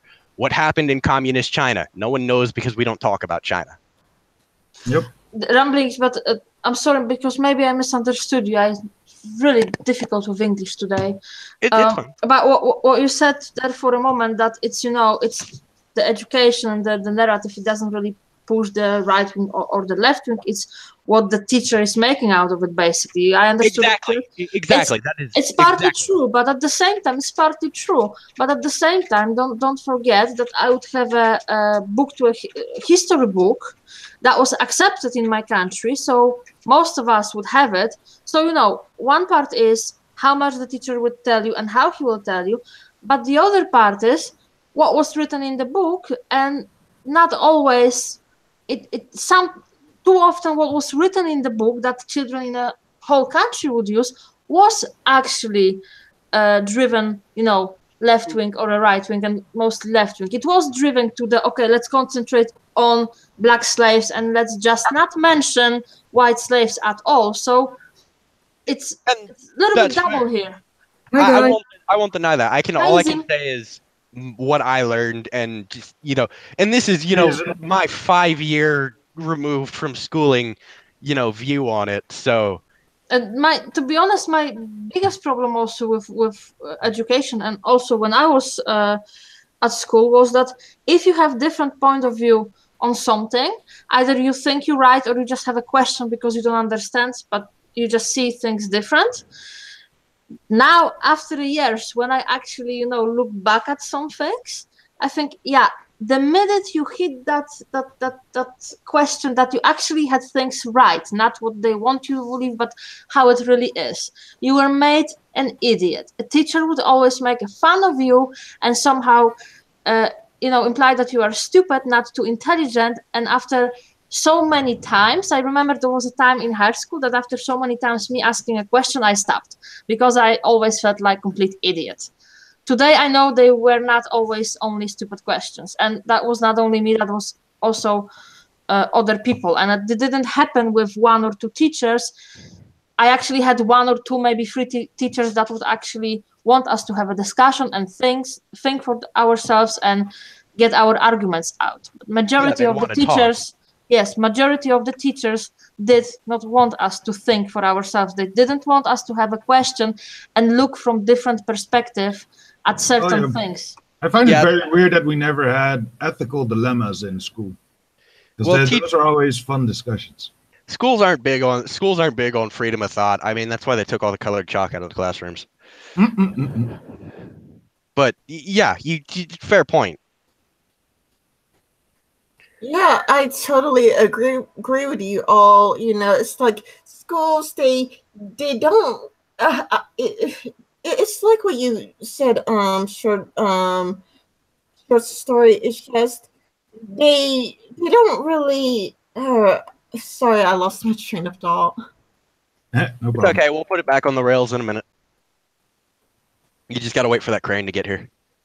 Trains are heavy. And there was one thing I said to Mod not so long ago. And I said, looking back at my school after all these years, the teachers that I didn't believe back then, I thought they wanted to indoctrinate me. They're actually, most of those group of teachers, they actually told me the truth. And the teachers that I trusted, also not all of them, but in majority, I trusted, and I thought that's the way it is. Now I actually know they lied to me. And that's a weird thing to realize, really. It's probably a very uncomfortable thought to know that someone who was in a position of authority for most of your life, imparting knowledge onto you, lied to you. Yeah. Yeah. Been there, done that. I had that existential crisis, and I learned that I can only trust myself. Anyway, I'm sorry. I'm going to ask Izim if she wants to add something. Oh, yeah. Or say something. Izim? Yes, I'm here. Sorry. Thank you for having me. Hi. Hi. Hello. I'm actually feeling a little bit overwhelmed at the minute, so I think I will carry on listening to you all before I will add something for myself. It's okay, no problem. Yeah, I had to put my microphone back on because, well, my wife and me are sitting next to each other. Anyway, no, but the thing is that I think our education system in the last 20, 30 years, maybe a little bit longer, has been pushed to move away from teaching children's facts, from pushing to teach children how to think, to teaching children what to think. We don't want little discussions. We don't want there to be the idea that there are more truth out there than the one that they will tell you. And I'm not really blaming the teachers for this, even though I think that they are the first ones that we need to address. I think they should also address it themselves. Like, hey, what the fuck? They did this ain't right. But how many teachers have the feeling that they are allowed to address it? Yeah, how many teachers will feel that if they start speaking out, they will indeed be supported by the public. Yeah, Marcel said something. Yeah, Marcel said something a moment ago. He was at school, and during a science class, he made a pipe bomb. And the teacher thought you couldn't do it. He did it anyway, and because of that, some windows shattered. And the teacher took responsibility for that because, hey, I mean, you're the teacher. If that's how it is, it's how it is. But that is respect. Yep. We need teachers like that. We need teachers that are willing to tell us the whole story. We need teachers that are willing to let us blow out their windows and take responsibility for it. Oh, here, Psycho says the biggest problem is that kids aren't taught how to see things from a different perspective. If you can't play devil's advocate, then you lack cognitive functions. No, that the biggest problem is they're not taught what a perspective is in the first place. They're taught what the answer is. True. This is something that I feel. This is something that I kind of thought of while we were having this conversation, and no one's mentioned. But you know how everyone complains that this is my generation, particularly, is the now generation. We have to have everything now. There has to be an answer now. Can't wait. No one has patience. Millennials suck. That type of thing. Mm-hmm. You ever wonder if maybe that's imparted because we don't? Teachers don't teach kids how to think. They teach them what the answer is, so students get the idea that everything has a definite answer. Yeah, which is why it's also a little bit social media and it's partially why society today has to have a dominant left and right. It's because no one's taught how to analyze no one's taught how to analyze information. They're taught what the answer is, and they're taught that there's going to be an answer. No one's taught how to think of an answer for themselves. They're taught what the answer is, and no one seems to think of how dangerous that can possibly be because that's rippling out into society now. Yep. Everyone wants an answer. No one's willing to look for it. But that's social engineering. If I let you know what your opinion is, I control you. And this is a joke I often make when one of my kids at work is like, yeah, but I don't want to, blah, blah, blah. And I'm like, listen, did I ask you what you want? I don't care what you want. This is what's happening. And at times, as an educator, there is no other way to deal with the situation. But it's a tool. And what our current education system has become is that they don't care about reality. They don't care about what the children want or need. They care about the narrative that needs to be driven. Exactly. And they care about passing the scores that they need to keep receiving funding from the government. Well, yeah. But as John said, in the British system, when I was in it, so that's 100 years ago or something. Sorry, John. How is Jesus Christ, by the way? School was for facts and university was for thinking. And this is true. Back in the 60s, universities were bastions of knowledge. But somehow... Discussion and free think and... But that's somehow, chat about this shit. The free thinkers got replaced with the philosophy majors from the Frankfurt School of Thought, from postmodernism, from critical thinking. And the worst part about critical thinking is the very word critical. Because critical thinkers don't think critically. They prevent you from thinking critically. Modwain, what's just the Frankfurt School of Thought? Sorry? What's just the Frankfurt School of Thought? The Frankfurt School of Thought is basically the continuation of Marxism in Germany, I think, just after the First World War. They recognized that they couldn't do it the way they were doing it so far because they were getting a lot of flack. So they started to create, legitimacy by creating the concept that they were based on philosophy and reality. Now, I understand what you're saying, John, and I understand what you're saying, Crusader. There is a thing between critical theory and being a critical thinker. I'm sorry if I misspoke, but critical theory is, definitely not critical. And you're not supposed to be critical thinking anymore because that's part of the problem. And this is something that the philosophy that came from the school of thought, postmodernism, critical theory. Thank you. Was set up to destroy, and these people are now in our academia, especially in America. Funny enough, but we're seeing the same shit happening in Europe, where you're not supposed to think anymore. You're supposed to listen and believe. Oh yeah, it's all listen and believe now, or you're racist, sexist, misogynist, homophobe, and it just feels very Orwellian. It does feel a little bit like we're living in George Orwell's 1984. Yeah, it does. And you know, I Funny think enough, it was a warning, not a manual. I think maybe we should probably rethink our situation. I think So it's we might time wait talk this afternoon, and I think it's time we all went to Misogynist Anonymous. My name is Nobody, and I'm a misogynist. My name is Rand, and I'm internalizing misogyny. I'm also internalizing racism. Hi, Rand. My name is Modwain, and I'm well above all of that. Hi, Modwain. I'm Smurkus, and I don't really care about all this shit. I want people to learn. Me and Modwain were talking this afternoon, and we were talking about Belgium, how they are heading back to a more master-apprentice relationship with kids. And that's, especially for boys probably, that's a lot better situation to learn than in a class with fucking 30 people. Well, I mean, it's like John said, the schools are for facts and the universities are for thinking. And that hasn't changed. The only thing that's changed is the universities are thinking the facts that are taught at the schools. Yeah, but they're not really for thinking anymore.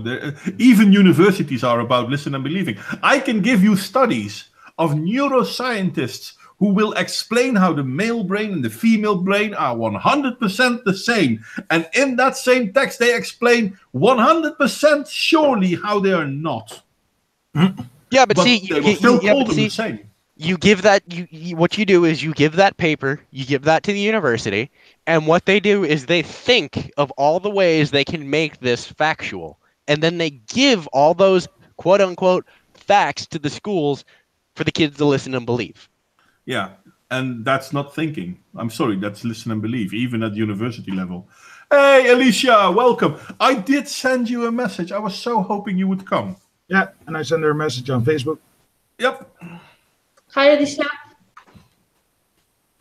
Hello, You need to talk to us about homeschooling. It's okay, Alicia. I understand that you think Valentine's Day is important. We forgive you. But yeah, no, Smurkus came with me with this topic this afternoon, and I thought it would be great if you were here too, because it's really along your alley as well. Especially when your video last on reading, for example, would have been great in here as well. Everyone sent her a message. Good. It's been a blast, guys, but I gotta run. Dinner's ready. Yeah, we're going to go and call it night anyway. We never heard ism. Oh shit! Yeah. I don't know if she's ready to talk yet, but no, sorry, I'm here, guys. Because you are a teacher, and you made a few good points as well about how teachers are more or less forced to yes, that's bring a good in. point. We are being forced. I mean, I do have a little bit of a different perspective because I work in a special educational needs, so it is a little bit different to mainstream schools. But at the same time, I could give you an example when I have to do a qualification with one of my students. I'm being told what I have to deliver. So I don't really have a choice of what I want to teach or even how I want to do it because I need to follow the piece of paper I was given by my manager. Yep. And that makes a lot of difference, if you know what I mean. Mm-hmm. So at the same time, even if I want to make any changes, I'm not allowed because that is being verified by my managers and outside companies and the government if I'm doing it properly. And this is what the government wants us to do. And that's the main issue for me. Yeah. Exactly. Teachers, they have to follow the government. Like there's this teacher, she got in trouble because she taught a kid the word, well, she was teaching kids the word niggardly, and niggardly means greedy and selfish, but she got in a lot of trouble because it looked too close to the N word. So she ended up having to do sensitivity training, and she was crying and in tears because she didn't mean any harm by it, and she wasn't trying to be racist, but she still got into so much trouble. So if you don't do, if you're a teacher and you don't teach the way they want you to, it could cost you your job. And your entire career. This can cost you your job. And Marcel, if I don't want you to annoy you, but that is something you have to fight if you want to teach. And Marcel, I would agree with you if it weren't for the fact that if one teacher stands up, nothing will change. That one teacher will get fired. This is why I said as the public, we need to stand up and we need to go to the teachers of our children to tell them why we disagree. And the more people do this, the more teachers will be empowered to stand up, because at this point in time they're not. Because if they stand up, they don't have the backing of us. We need to back our teachers, and then they will stand up. If you hear about like Jordan Peterson and Gatsad and people who stand up for the education system, more or less, they always say like, oh my God, I get so many letters from teachers or emails or Twitter messages, direct messages that like, oh my God, I wish I could just say and do the things that you are professing here. But if I do that, I just lose my career. Yeah. Because if we look at people like Jordan Peterson, they also have tenure. Yeah. They have tenure. They can't be fired. But if we look at teachers like Izim, yeah, they can lose their job, no problem. And they will lose their job. So the movement needs to come from the parents and not from the teachers. And trust me, I really think that there will be a lot of teachers who totally agree with us. I know Izim does. Wasn't Mizzou losing a shit ton of money because of the shit they pulled there? Oh, hell yeah. They had to close several dorms. And a lot of that kind of social justice-y kind of things are feeling it with the money, you know. So is this really what they're teaching our kids? Get the fuck out of there. Yeah. And John, you're right. We need to stand up towards our politicians too. But yeah, you can only do that once every so many years. You can talk to your teacher, the teacher of your kid every day. And I really think you should. Yeah, I think it would make more sense to just talk to the politicians, because the politicians are the people that are really in power, especially if you can get multiple people invested, if you can get multiple signatures. No, I'm sorry, Ren, I disagree. What you would do if you just talk to the politicians is you would give it out of your hand. No, I talk to my politicians. I talked with my representative. Now it's up to them. No, it's not up to them. It's up to us. And we need to demand it. Well, demand, it might be a harsh word, but we need to talk to the teachers. We need to make the teachers know that we want a certain thing. And then you will find that there were not all, hashtag not all, but there will be plenty of teachers who will agree with us, and they want the same thing. There is a huge turnover. There is a huge turnover in our teachers, because a lot of teachers stop because of burnout. I'm sorry, but that's a clear signal that they are not enjoying their job. Yep. But many teachers are not going to want to lose their job, because it's like Brett Weinstein, he lost his job, and there are people who lose their jobs, you know. No, but they are more likely to lose their job if they have the feeling that they don't have the support of the people. Yep. We need to bring forth that we want our teachers to teach our children, and we will support them if they teach our children. And that way, teachers can stand up and say to their managers, "Yeah, listen, this is what you want, but that's what the kids want. That's what the parents want."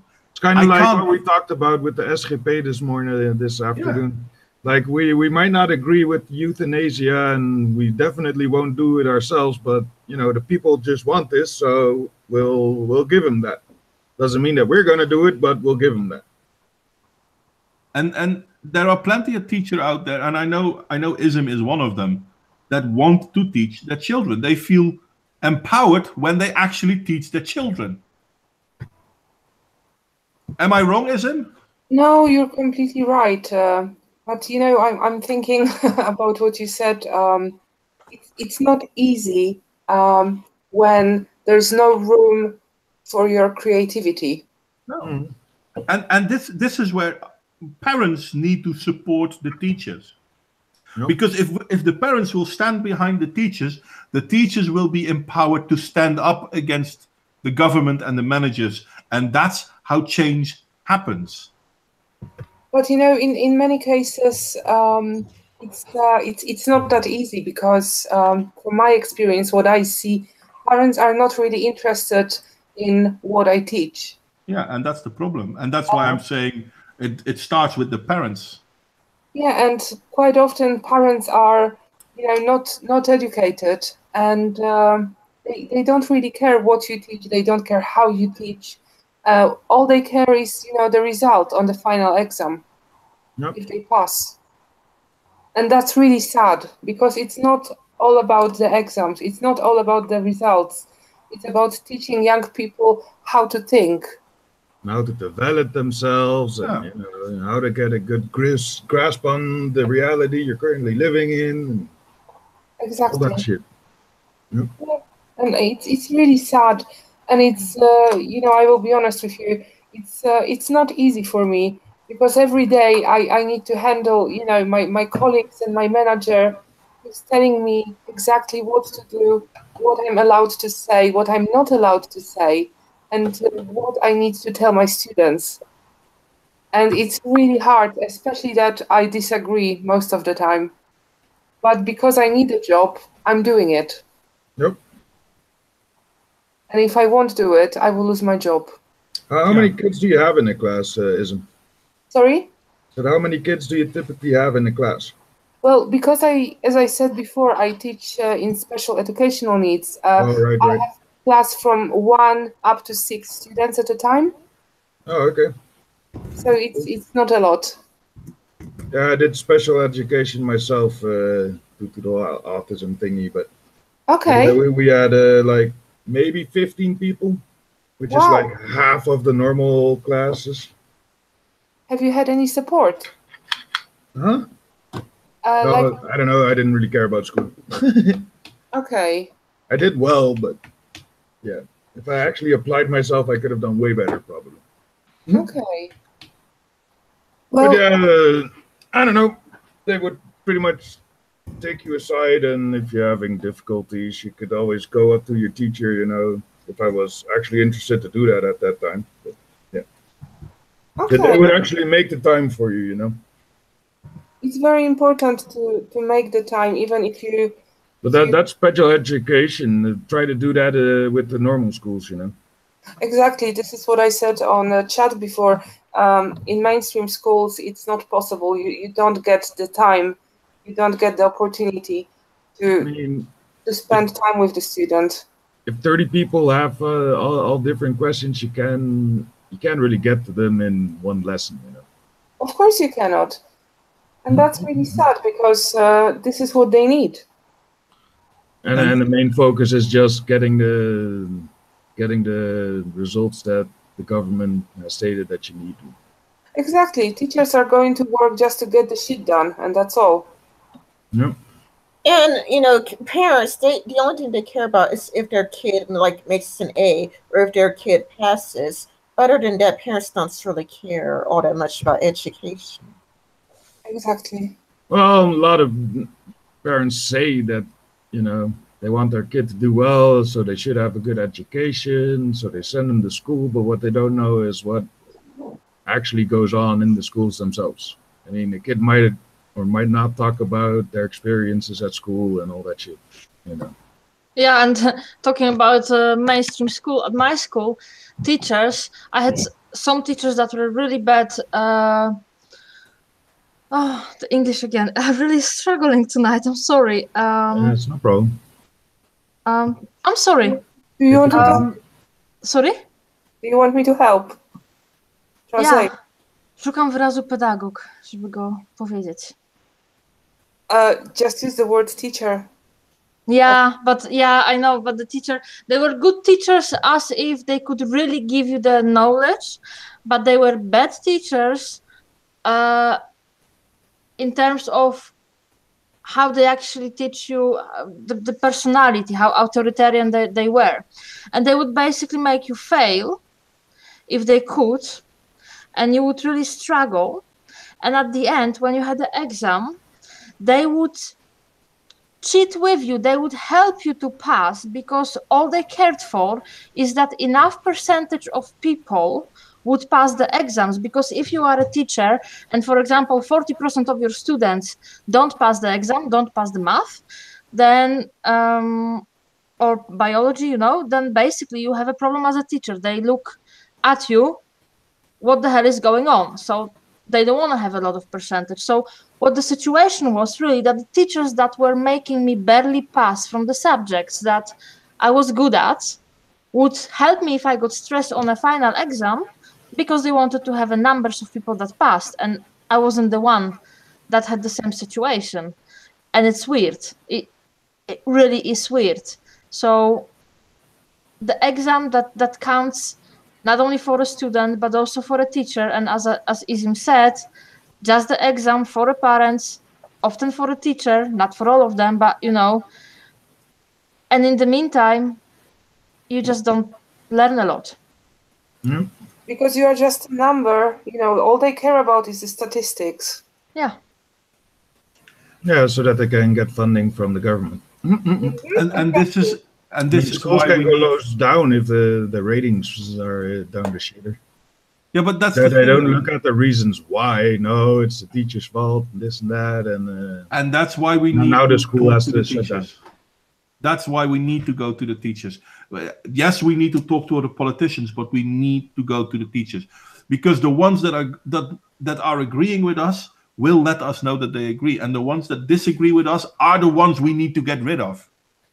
Oh man, I saw this documentary about about labeling of kids these days, and there was this guy that was teaching for like I don't know how long, like a very long time, and he was like, man, back when I first started teaching, a kid could just be a kid, you know, and they all learn at a different rate and this and that. But nowadays, if a kid doesn't know like half of the alphabet in group 2 or 3, then there's something wrong with him. We send him to the shrink because he can't keep up and blah, blah, blah. So he must need to be medicated. Yeah, obviously. and that's the problem. That's Like, a huge problem. Fucking let the kid be a kid, man. Jesus Christ. Yeah. We all have different rates of learning and unlearning things, and you know, It's so that's to be accounted for. Much to Modwain, you know, like also another thing you're not thinking about is that there are going to be parents who would want their kids to learn feminism, who would want to learn their kids to learn social justice. You know, like when Sargon made it that petition against social justice being taught to the colleges, there are so many people who are feminists and progressives who were fighting on behalf for kids to learn social justice in school. In the UK, that's about 7%. In America, that's a little less than 20%. They are not the majority. What they are is vocal. We need to become vocal.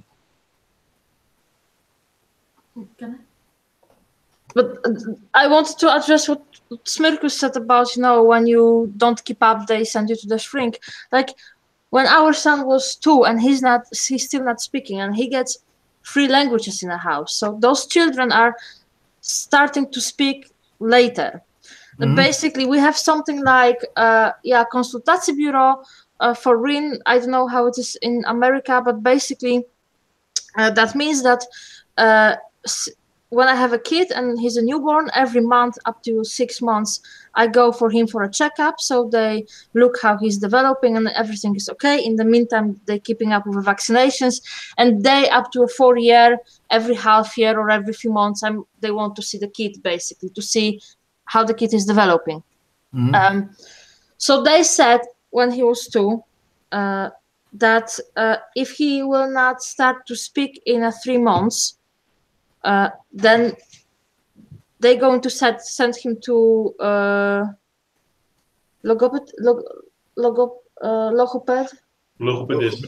Yeah. So they're going to send him because they see not enough progress, which, okay, fair enough, you know, as long as you don't want to send my child further and give him medication, I can go there. But the thing is that he understands what we talk to him about.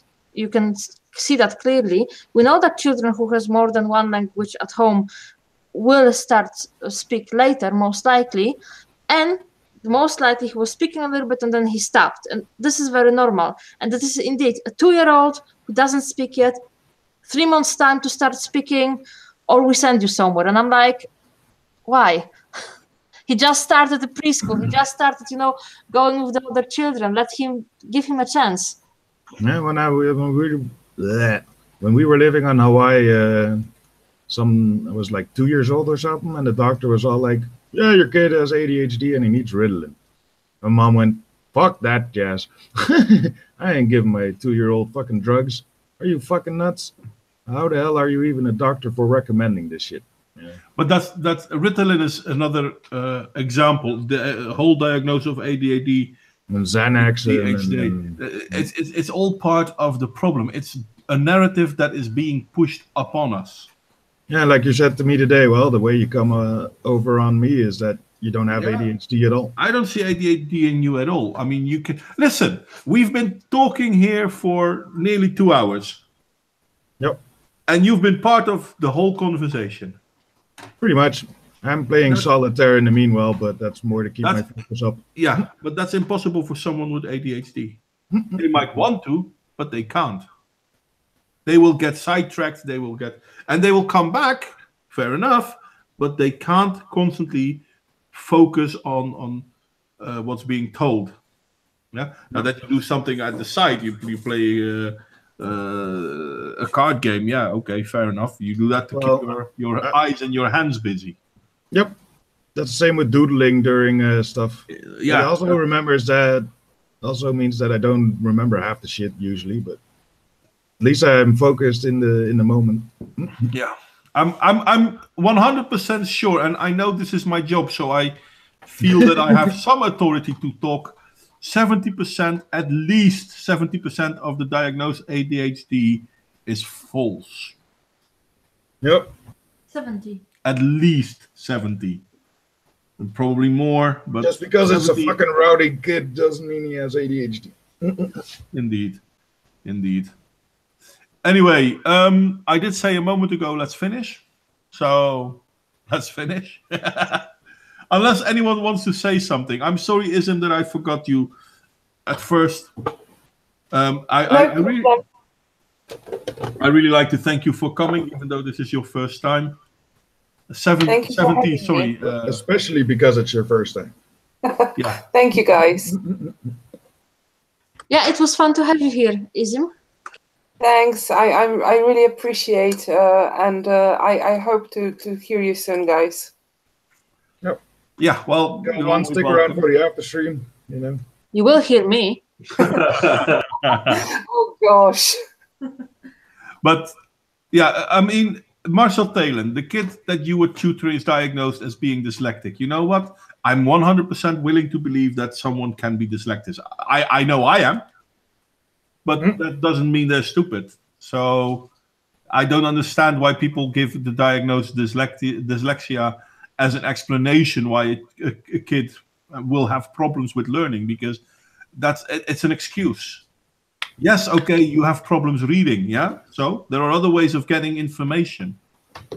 I'm willing to believe that they will use it like that. Oh, yeah. Yeah, indeed, interpunction, intonation. But these are things you will learn. Hell, kids learn this during their life. If I look at how my English is now, if I compare that with my English when I was 15 years old, trust me, I was pretty good at English. But nowhere near to what I am now. See, yeah, because if you give people the time to learn, they will. No. But the thing is, we are now living in a society where we expect people to perform, not to achieve, but to perform. It's also, teachers should also be, since you spend most of your day usually at school with your teachers, they should also kind of guide you in, what do you like? What are your interests? How can we develop that? I saw an interview, by the way, the other day with on the Joe Rogan podcast with Jordan Peterson. And he was all like, you have to learn to become the monster and then learn how to control it.